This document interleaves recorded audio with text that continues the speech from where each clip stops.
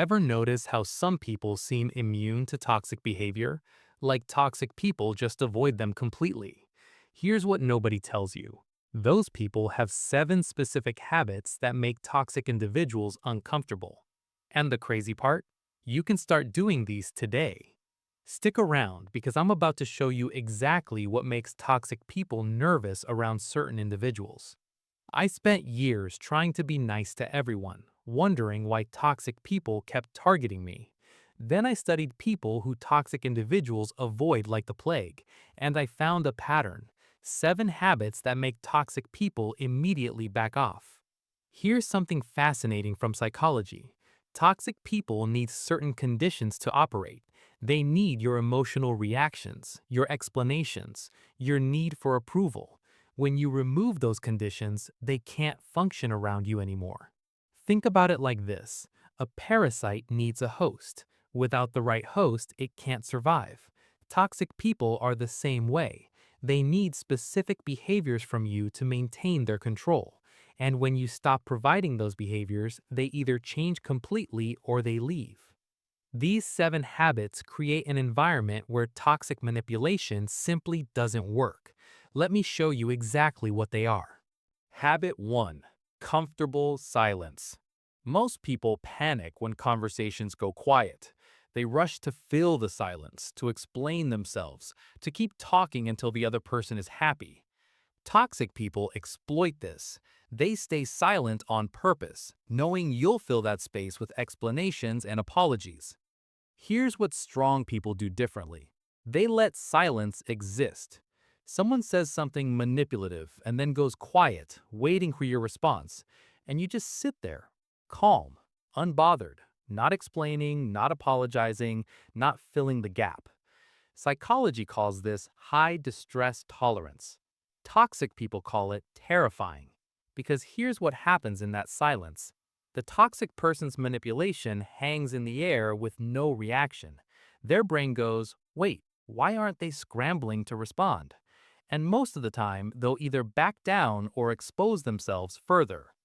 Try this next time someone tries to manipulate you. After they speak, count to 5 in your head, slowly.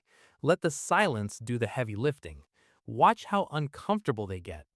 Comment below if you've tried this. I want to know what happened. Habit 2: Saying no without explaining.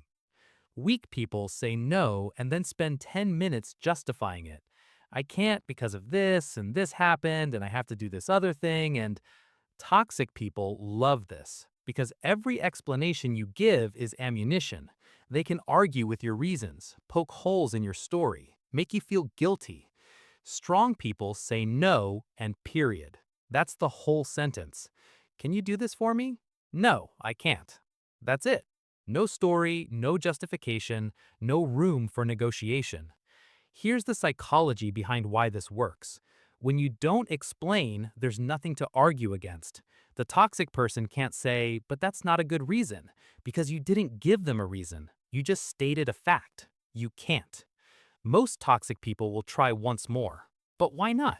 And here's where you show them you mean it. Because I'm not available. Same calm tone, same finality. Drop a comment with the number 1 if this habit resonates with you the most. Habit 3: Emotional neutrality.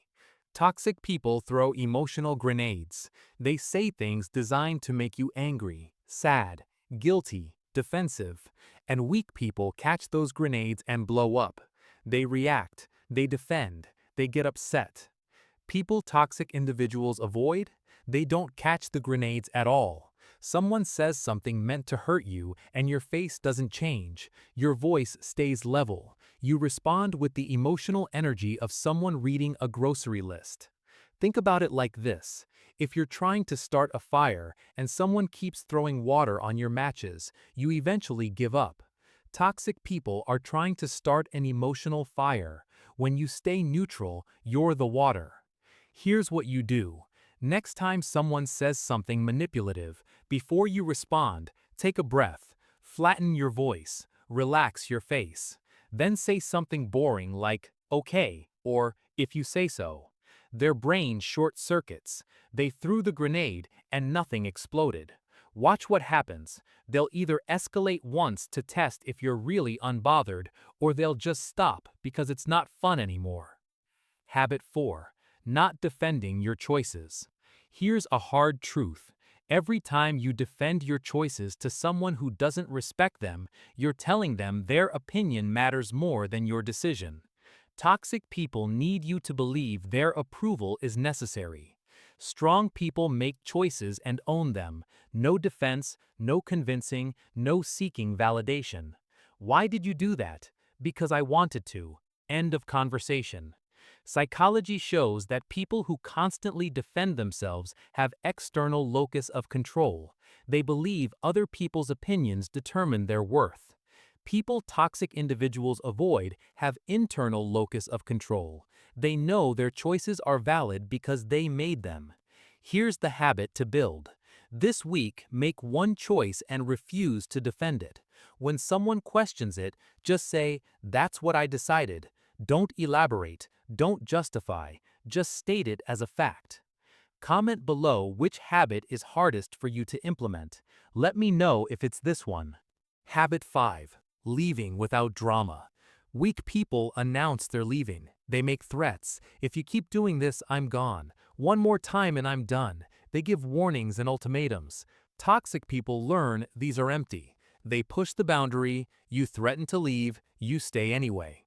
Strong people just leave. No announcement, no warning, no dramatic exit. They just quietly reduce contact, become less available, pull back.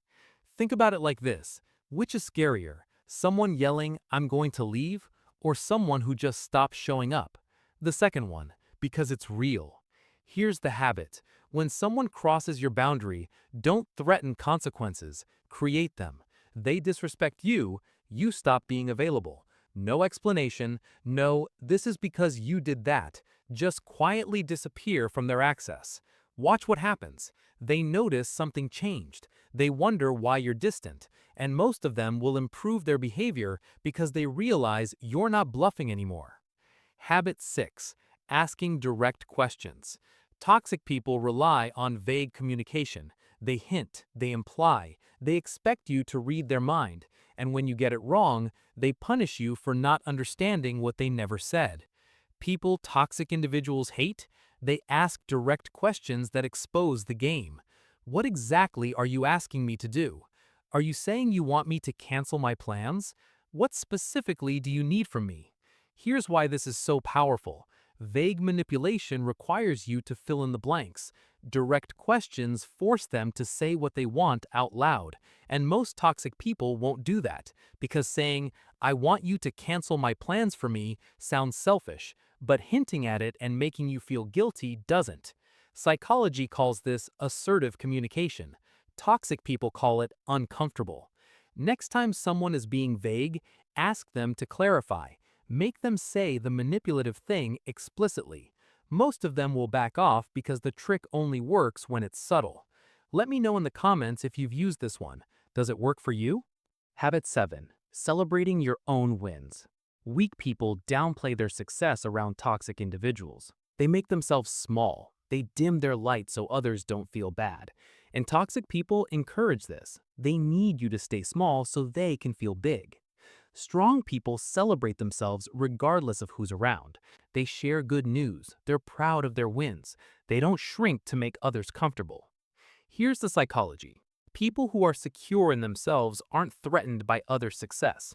People who are insecure need others to fail so they can feel adequate. When you celebrate yourself, you're filtering out the insecure ones. Toxic people will respond to your wins with subtle put-downs. "Oh, that's nice, but," or they'll change the subject, or they'll one-up you with their own story. Watch for this. It tells you everything about who they are. Here's the habit. This week, share one win with people in your life. Doesn't matter how small. Watch who celebrates with you and who diminishes it. That's your relationship audit right there. Drop a like if you're ready to start celebrating yourself without apologizing for it. Your 7-day challenge. Pick one habit, just one, the one that resonated most or the one you need most right now. Practice it for 7 days, every single time the opportunity comes up. Toxic person tries to manipulate? You use your chosen habit. Do it consistently for a week. Here's what'll happen. Some toxic people will back off immediately. Some will test harder to see if you're serious.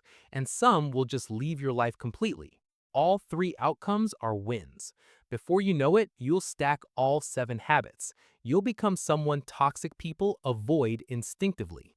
They won't even try their usual games because they can sense you're not the right target anymore. And the best part? Good people will respect you more. Healthy relationships will flourish. You'll wonder why you ever tolerated toxic behavior in the first place. If this opened your eyes, hit that subscribe button. Drop a comment telling me which habit you're starting with. I read every single one. And if you know someone dealing with toxic people right now, share this video with them. They need to see this. Now go build these habits and become someone toxic people can't touch.